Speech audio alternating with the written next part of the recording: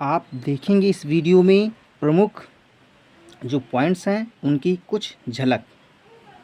Hello मेरे प्यारे भाइयों, आज हम आपके लेकर आ गए हैं मुगल वंश।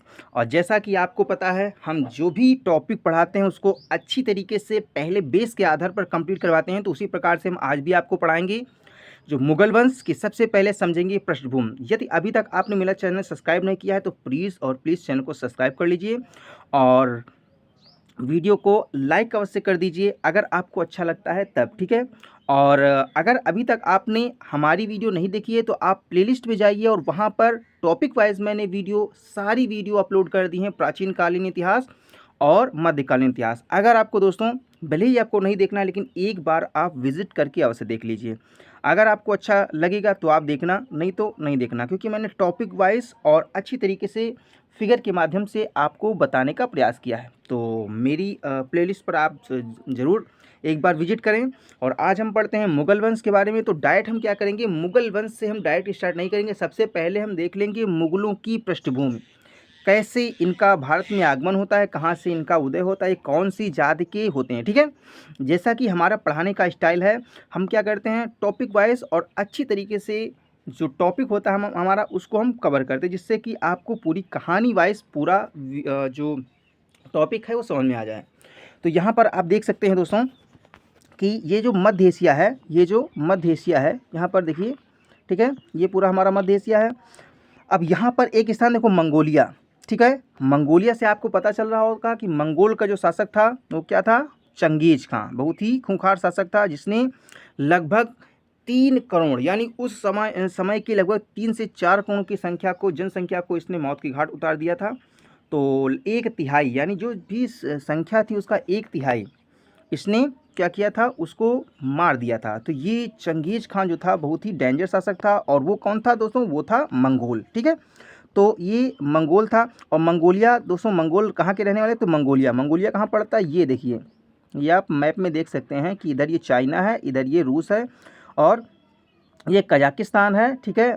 ये है क्या, मंगोलिया यहाँ पर पड़ता है। और एक स्थान पड़ता है देखो, तुर्किस्तान, ठीक है। तुर्किस्तान क्या है, यहाँ पर देखेंगे, ये तुर्किस्तान है, ठीक है।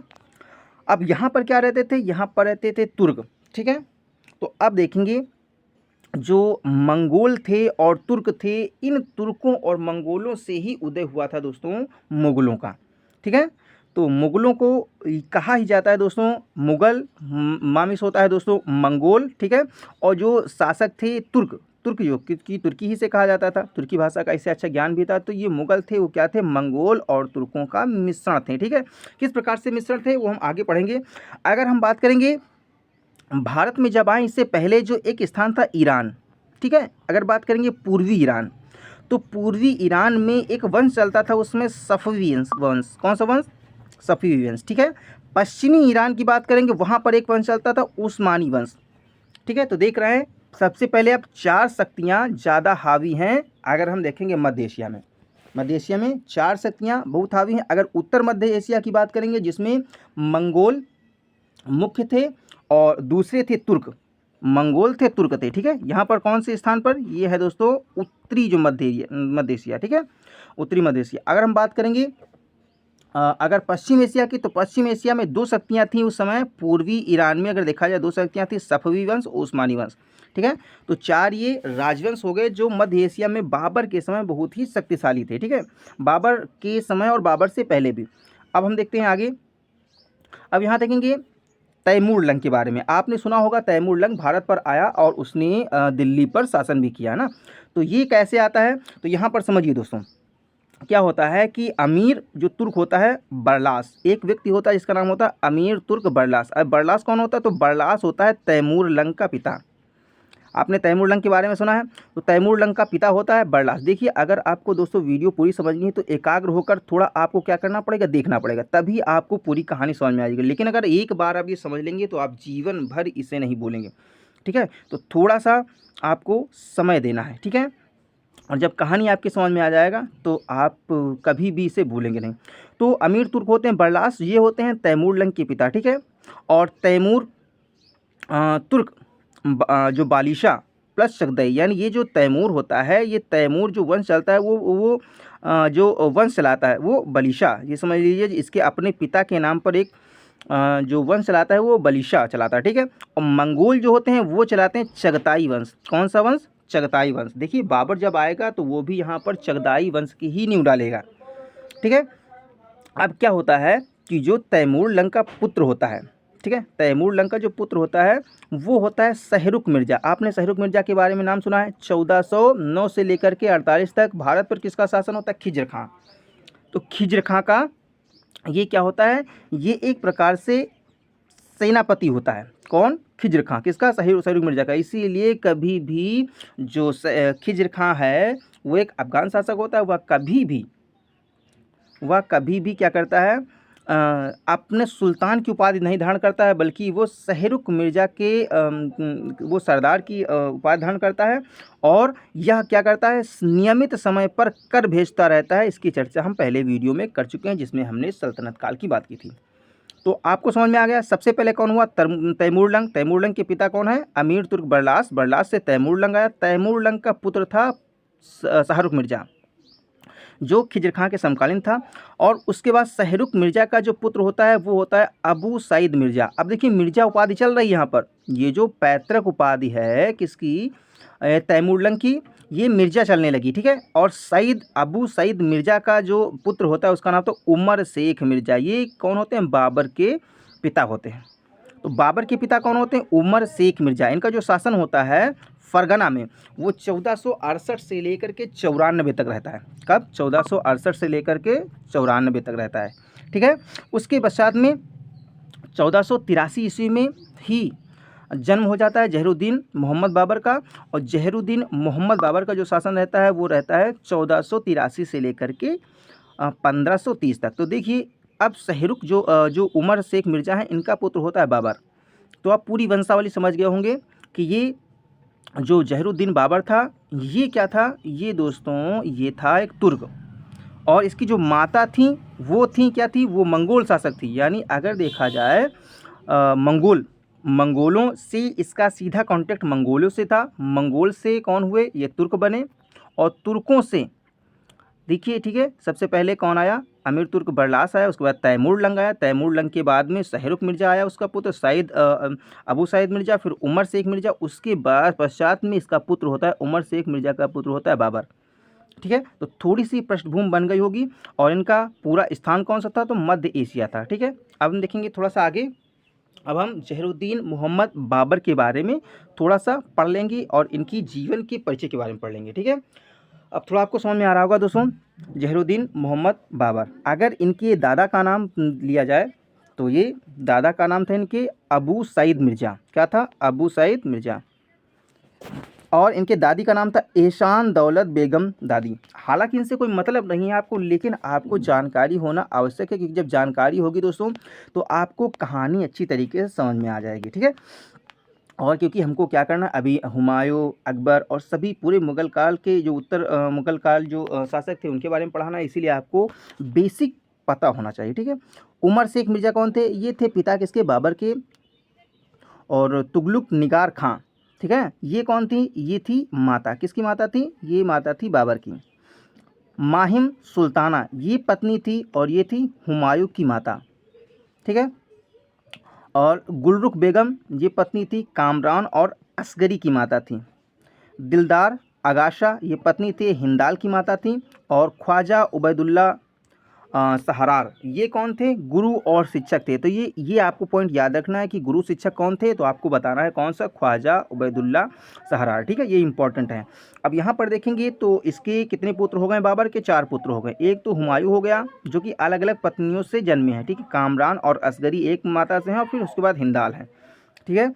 तो ये थोड़ी सी पृष्ठभूमि बन रही होगी। अब हम आगे पढ़ेंगे जहरुद्दीन मोहम्मद बाबर। अब थोड़ा सा आपको समझ में आ गया होगा कि ये जो बाबर है ये कहाँ से आया? तो ये मध्य एशिया से आया, ठीक है। फरगना का इसके पिता फरगना के शासक थे। और क्योंकि फरगना 94 तक उनका शासन रहा। उसके पश्चात में जहरुद्दीन बाबर किस प्रकार से आता है, गद्दी को अपने हाथ में लेता है और क्या होता है आगे हम देखते हैं।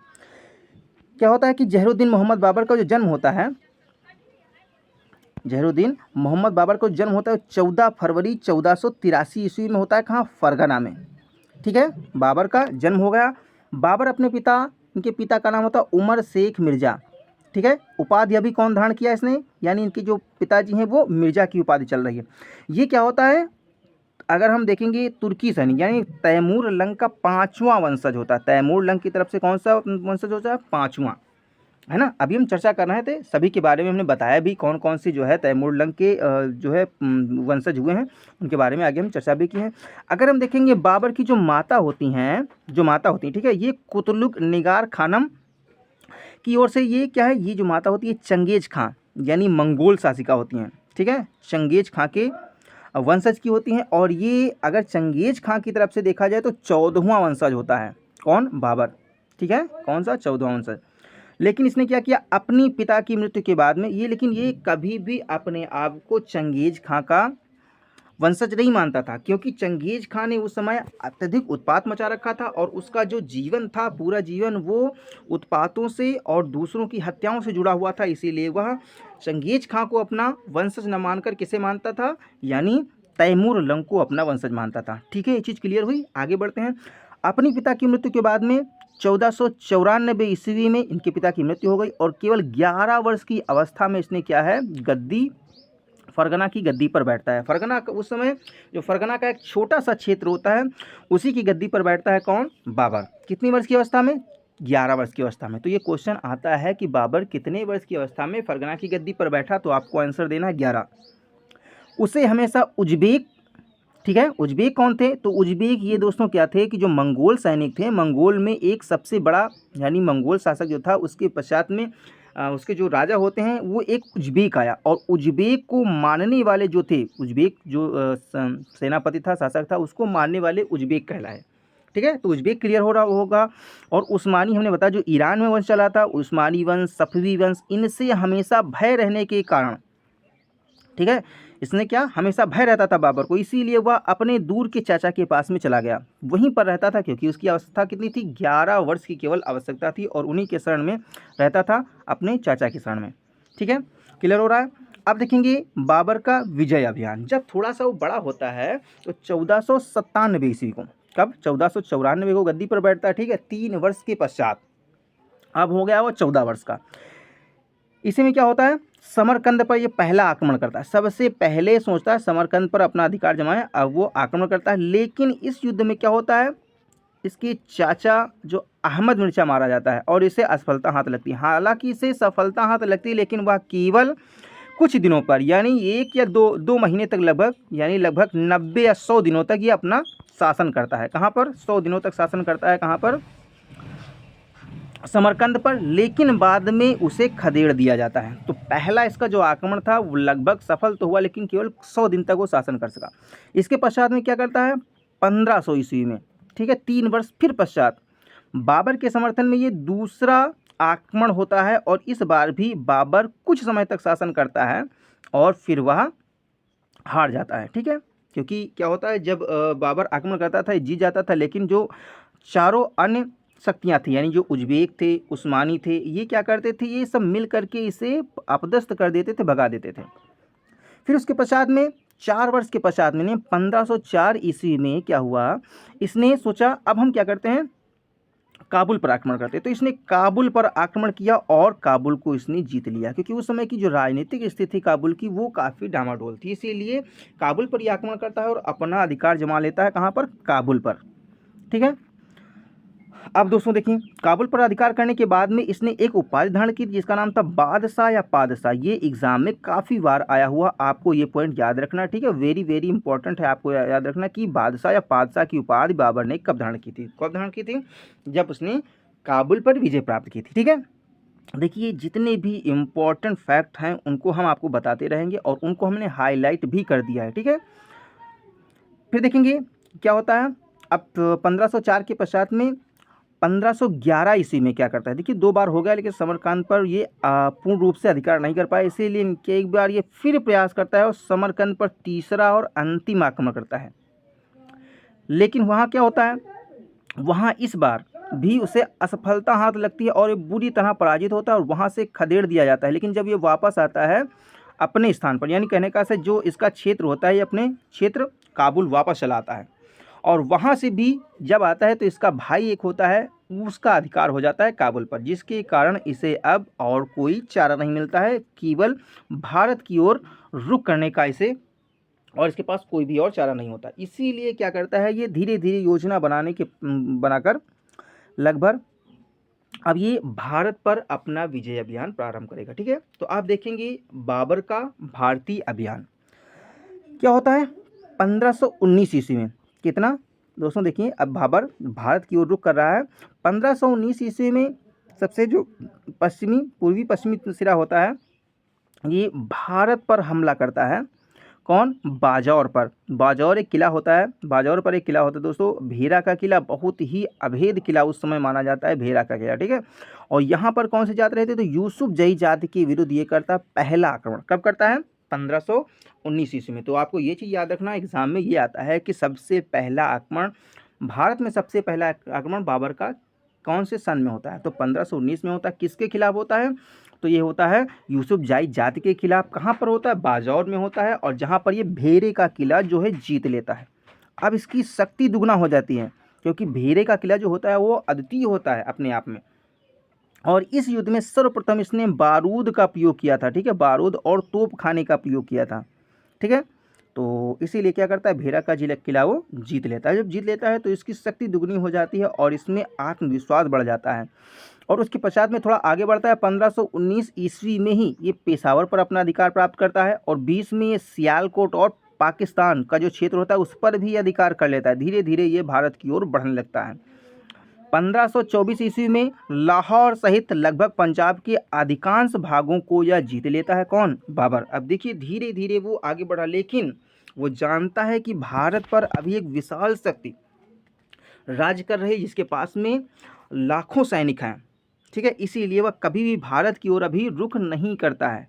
और यहाँ पर उस समय जो राज चल रहा होता है इब्राहिम लोदी का चल रहा होता है सल्तनत काल में। ठीक है, दिल्ली पर आक्रमण करने से वह डरता है इस समय। ठीक है, क्योंकि अभी दिल्ली की राजनीतिक स्थिति उसे नहीं पता है, क्योंकि लोदी वंश के के पास में अत्यंत विशाल सेना होती है, जिससे वो हमेशा भय खाता रहता है, और इसे कोई भी वाजिब जगह नहीं मिलती जिससे वो आक्रमण करे। लेकिन क्या होता है, जो इब्राहिम लोदी होता है वो अत्यंत क्रूर शासक होता है, जिससे जो आसपास के क्षेत्र के जो छोटे छोटे राजा हैं वो राजा इससे त्रस्त हो जाते हैं। इसीलिए क्या करते हैं, वहाँ पर कूटनीति के लिए क्या होता है, जो कौन होते हैं? दौलत खान लोदी।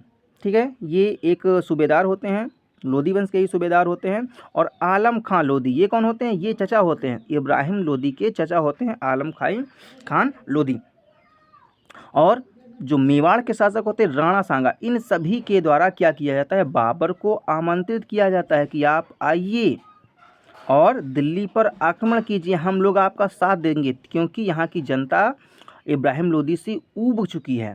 ठीक है, तो जब इस प्रकार का सबसे पहले क्या होता है, दौलत खां इसको आमंत्रित करते हैं, तो बाबर नहीं आता है, क्योंकि दौलत खां एक छोटा सा सूबेदार है और इस पर वो विश्वास नहीं कर सकता है।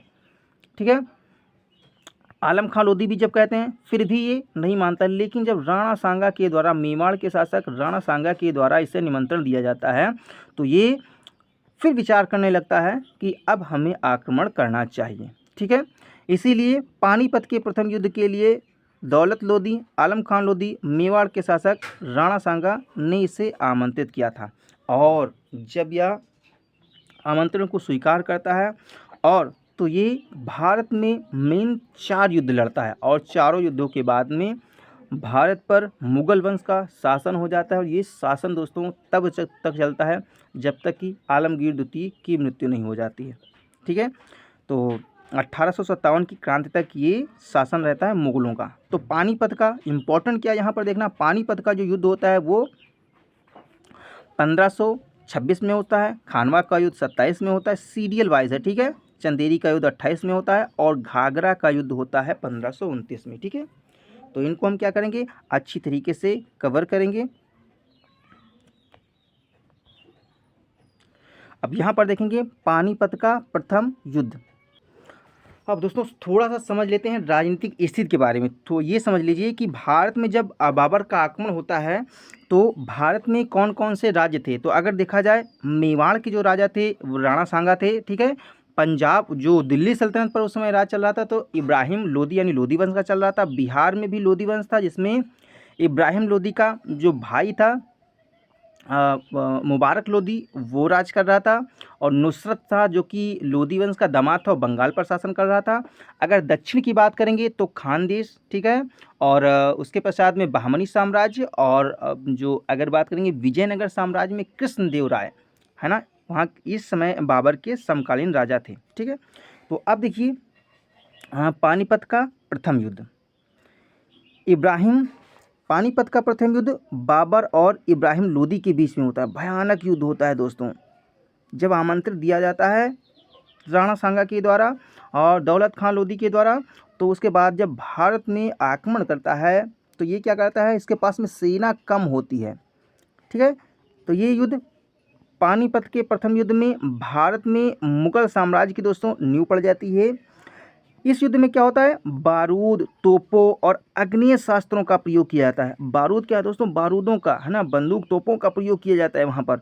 और अग्नेय शास्त्रों में क्या होता है दोस्तों, जब तीरों में पेट्रोल या इस प्रकार से डाल करके क्या किया जाता है, तीरों से प्रहार किया जाता है आग लगाकर, तो इस प्रकार के अग्नि शस्त्रों का प्रयोग किया जाता है, जिसके कारण इस युद्ध में बाबर और इब्राहिम लोदी की बाबर जो है इस युद्ध में बाबर ने इब्राहिम लोदी की विशाल सेना को कुशल नेतृत्व के द्वारा परास्त किया। क्योंकि जो बाबर की सेना में केवल 15,000 सैनिक थे और लगभग 24 तोपें थीं। ठीक है, तो इस प्रकार से सुसज्जित किया था। आगे हम चर्चा करेंगे किस प्रकार से उसने तोपों को सजाया था, किस प्रकार से अपने सैनिकों को लगाया था। इब्राहिम लोदी की सेना में देखा जाए कंपेयर कि यहाँ केवल 15,000 और यहाँ पर 80 से 1 लाख सैनिक थे। ठीक है, और कम से कम देखा जाए तो 1,000 हाथी थे और बहुत से घुड़सवार थे। तो इस प्रकार से विशाल सेना थी इब्राहिम लोदी की। और अगर कंपेयर किया जाए बाबर की सेना में तो केवल 15,000 सैनिक थे और तोपें थीं। तो यहाँ पर देखेंगे कौन सी युद्ध नीति का प्रयोग किया बाबर ने। देखिए क्या हुआ कि जो बाबर था वो शुरू से ही उज्बेकों के बीच में रहा, उस्मानियों के बीच में रहा, जिसके कारण उसने वहाँ से तुलगमा पद्धति को सीखा।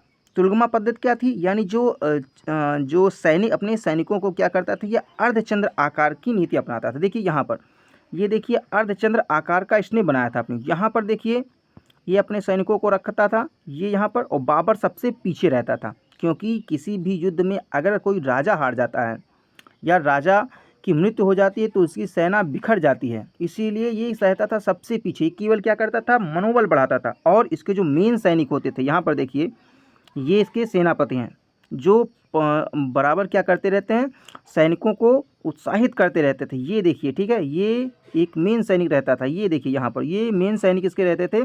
और उसके आगे ये देखिए यहाँ पर ये क्या थे, सैनिक थे।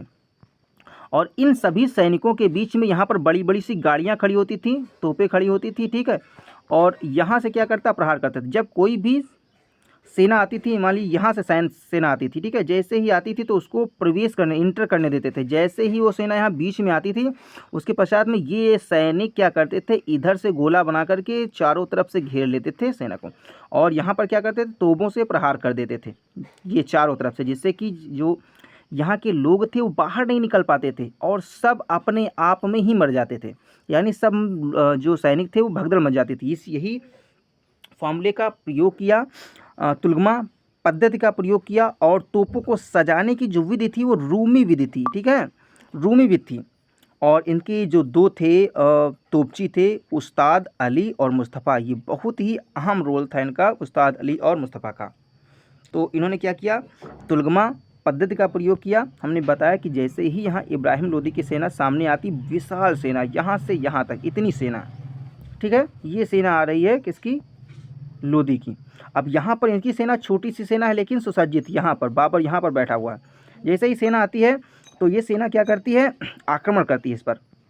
जैसे ही आक्रमण करती है तो इसको क्या करता है, बाबर आने देता है।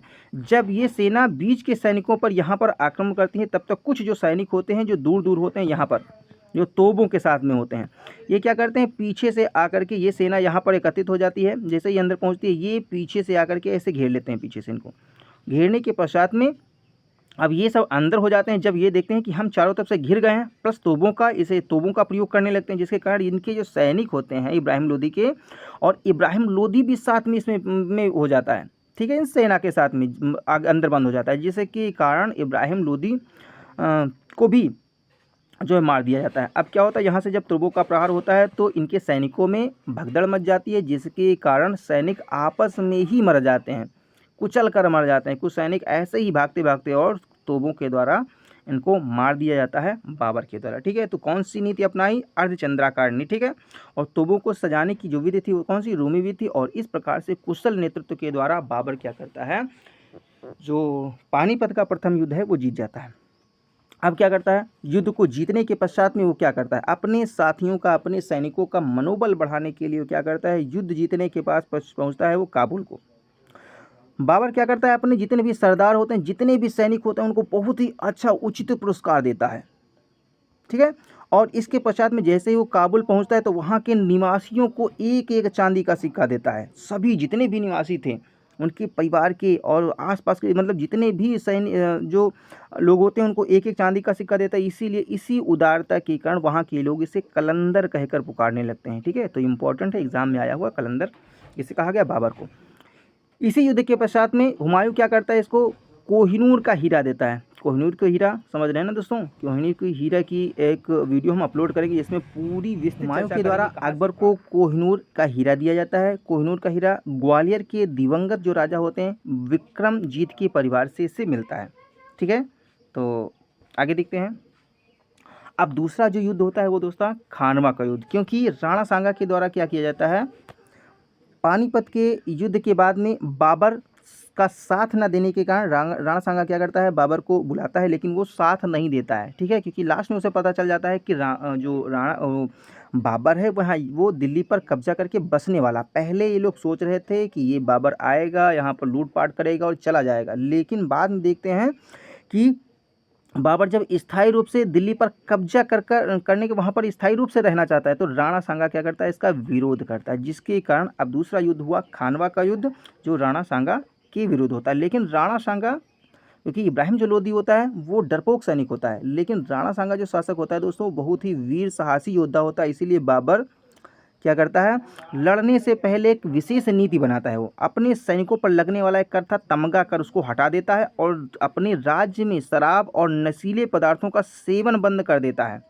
इसके अतिरिक्त क्या करता है, वो जिहाद का नारा देता है, यानी अब जो ये युद्ध है वो धर्म युद्ध का नारा देता है, जिसके कारण इसके सैनिक अत्यंत जो वीरतापूर्वक लड़ते हैं। राणा सांगा पर विजय प्राप्त करने के पश्चात में और पुरस्कार देने का वादा भी करता है। जब ये सब चीज़ करता है तो क्या होता है, अब होता है युद्ध प्रारंभ, और बहुत ही भयानक युद्ध होता है, क्योंकि यहाँ पर हम आगे भी बताएंगे आपको कौन कौन से, यानी लगभग 5 लोगों की संयुक्त सेनाओं के साथ में राणा सांगा युद्ध करते हैं, लेकिन फिर भी इस युद्ध में क्या होते हैं, ये हार जाते हैं। इस युद्ध में राणा सांगा के साथ में हसन खां मेवाती, महमूद लोदी, आलम खां, मेदिनी राय, ये 5 सैनिक होते हैं, यानी 5 राज्यों की जो सेनाएं संयुक्त सेना होती हैं, फिर भी ये हार जाते हैं। राणा सांगा को हारने के बाद में हराने के बाद में जो बाबर होता है वो गाजी की उपाधि धारण करता है, ठीक है।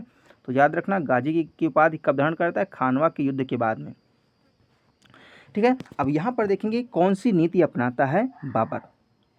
यहाँ पर देखेंगे बाबर है, ठीक है, यहाँ पर इसके सैनिक हैं। यहाँ पर क्या करता है, वो अपने तोपों को इस प्रकार से सजाता है कि इसमें थोड़ी सी जगह रहती है निकलने के लिए, ठीक है, थोड़ी सी जगह रहती है चारों तरफ से, ठीक है।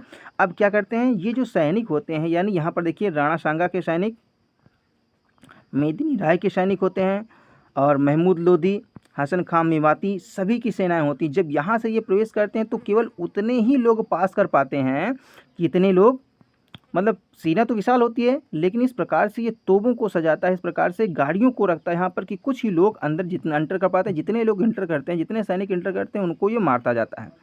धीरे धीरे क्या होता है, यह भी युद्ध जीत जाता है, कौन, बाबर। तो इस प्रकार से दूसरा भी युद्ध जीत जाता है बाबर, खानवा का युद्ध, जो होता है 1527 ईस्वी में। अब क्या होता है, क्योंकि इसके खिलाफ 4 लोगों ने युद्ध लड़ा था ना, तो अब चारों के खिलाफ धीरे धीरे क्या करेगा, युद्ध करेगा। इसके पश्चात में जो मेदिनी राय साथ देते हैं राणा सांगा का, इनके साथ में युद्ध होता है, चंदेरी का युद्ध, जो होता है 1528 ईस्वी में। ठीक है। बाबर ने 29 जनवरी 1528 ईस्वी में राजा मेदिनी राय के खिलाफ चंदेरी में युद्ध लड़ा, और चंदेरी में जो मेदिनी राय ने क्या किया, बाबर की अधीनता स्वीकार कर ली, क्योंकि उसे स्वीकार ही करना था, क्योंकि धीरे धीरे सभी राज्य उसके जो बाबर का अधिकार होता जा रहा था। और अपमानजनक संधि भी करनी पड़ी किसे, मेदिनी राय को। मेदिनी राय ने अत्यधिक धन दिया तथा इसके बाद में अपनी 2 पुत्री थीं, उन पुत्रियों को बाबर अपने साथ में ले जाता है और विवाह करा देता है किसका, हुमायूं के साथ में, और कामरान के साथ में विवाह करा देता है किसका, उनकी 2 पुत्रियों का।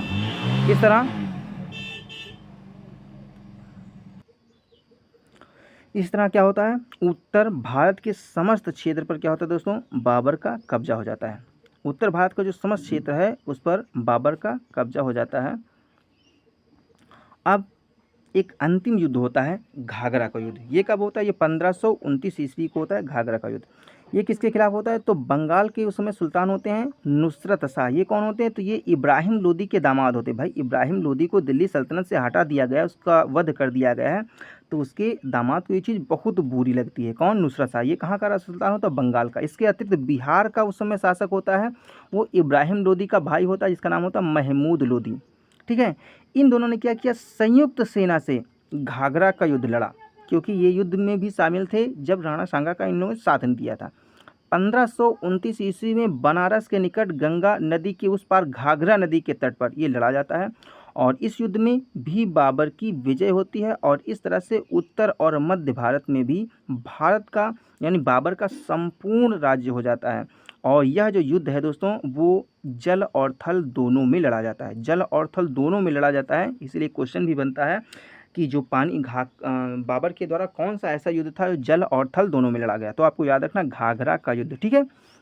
और इस युद्ध में सबसे बड़ी बात, शेरशाह सूरी ने भी इस युद्ध में भाग लिया था। ये अफगान सैनिक था शेरशाह सूरी, और ये आगे चलकर हुमायूं को खदेड़ेगा भी। ठीक है, तो वो आगे हम चर्चा करेंगे। अब यहाँ पर देखेंगे किस प्रकार से 4 युद्धों के बाद में बाबर की मृत्यु किस प्रकार से होती है। तो करीब 48 वर्ष की आयु में 26 दिसंबर 1530 ईस्वी को आगरा में बाबर की मृत्यु हो जाती है। और प्रारंभ में बाबर का आगरा में, ठीक है, जो शव होता है आगरा में नूर अफगान या आराम बाग में दफनाया जाता है, लेकिन बाद में इसके स्थान पर यानी इसके चुने गए स्थान पर, क्योंकि जब ये जीवित होता है तो इससे पहले कह देता कि जब मेरी मृत्यु होगी तो मुझे काबुल का एक स्थान चुनता है वहाँ पर दफनाया जाए। इसीलिए क्या किया था, बाद में इसे फिर से खोद करके इसको बाबर की जो पत्नी होती हैं बीबी मुबारक यूसुफ जई ने इसको काबुल में इसको दफनवाया। ठीक है, किसको, बाबर को। बाबर की जो पुत्री होती हैं गुलबदन बेगम ने अपनी पुस्तक जो हुमायूंनामा में उल्लेख किया है जो बाबर की मृत्यु होगी वो होती है वो षड्यंत्र के आधार पर होती है, जिसमें जो इब्राहिम लोदी की माँ होती हैं वो क्या करती हैं, विष दे देती हैं, क्योंकि ये इब्राहिम लोदी की जो माँ होती है इब्राहिम लोदी को हरा करके ये उसे अपनी दासी बना लेता है, जिसके बाद में बाबर की क्या करता है, बाबर जो होता है उसको विष देकर मार देती इब्राहिम लोदी की माँ। ये कहना है गुलबदन बेगम का। ठीक है, तो इस प्रकार से बाबर की मृत्यु होती है। आप देख लेंगे बाबर की साहित्यिक रचनाएं कौन कौन सी हैं। ठीक है, क्योंकि ये साहित्यिक रचना में भी निपुण था। बाबर तुर्की भाषा का महान विद्वान था और इसने अपनी कथा एक लिखी जिसका नाम है बाबर नामा। ठीक है, और इसे तुजुक ए बाबरी भी कहा जाता है, इसकी रचना इसने की। और बाबर ने क्या किया, एक पद शैली का इसे जन्मदाता माना जाता है, इसे बोला जाता है मुबैयान। तो मुबैयान पद शैली का जन्मदाता इसे कहा जाता है। इंपॉर्टेंट है, ये एग्जाम में कई बार आया हुआ, आपको ये चीज़ याद रखनी है। जिसे क्या कहा जाता है, मुस्लिम कानून की पुस्तक भी कहा जाता है। बाबर ने सड़कों को माप करने के लिए भूमि पैमाइश के लिए एक पैमाना भी चलाया जिसका नाम था गज ए बाबरी, गज ए बाबरी। ठीक है, इसका इसने शुभारंभ किया। और पानीपत के युद्ध में अपनी आँखों से, इस युद्ध को, पानीपत के युद्ध को काफ़ी बार क्वेश्चन आया हो, पानीपत के युद्ध को अपनी आँखों से किसने देखा, तो ये देखा है गुरु नानक जी ने। ठीक है, ये इंपॉर्टेंट है, इसको आपको याद रखना है।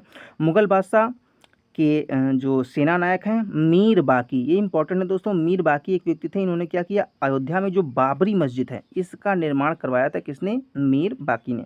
ठीक है, तो ये कौन था, ये मुगल बादशाह जो बाबर का सेना नायक था मीर बाकी, और इसने अयोध्या में बाबरी मस्जिद का निर्माण करवाया। ठीक है, तो ये रही बाबर की आत्मकथा, बाबर की रचनाएं और बाबर की जीवनी के बारे में मैंने अच्छी तरीके से डिटेल आज से आपको पढ़ाया। ये वीडियो दोस्तों कैसा लगा आप कमेंट के माध्यम से एक बार अवश्य बताएं, और अगर आपको वीडियो अच्छा लगा हो तो एक लाइक अवश्य कर दीजिए, क्योंकि अभी तक आपने लाइक नहीं किया है। मेरे प्यारे भाइयों, अगर आपको प्राचीन कालीन इतिहास और मध्यकालीन इतिहास की ऐसी ही अच्छी टॉपिक वाइज वीडियो चाहिए तो मेरे चैनल को सब्सक्राइब कर लीजिए। और अगर मैं एक बार फिर से कहना चाह रहा हूँ कि एक बार अगर आपने अभी तक जो प्राचीन कालीन इतिहास है, मध्यकालीन इतिहास की वीडियो अगर नहीं देखी तो प्लेलिस्ट में जाकर एक बार अवश्य देखें। अगर आपको कंटेंट अच्छा लगता है तो आपका स्वागत है हमारे चैनल में। और मिलते हैं अगले वीडियो में जिसमें हम बात करेंगे हुमायूं की। तो अपना कीमती समय देने के लिए आपका बहुत बहुत धन्यवाद।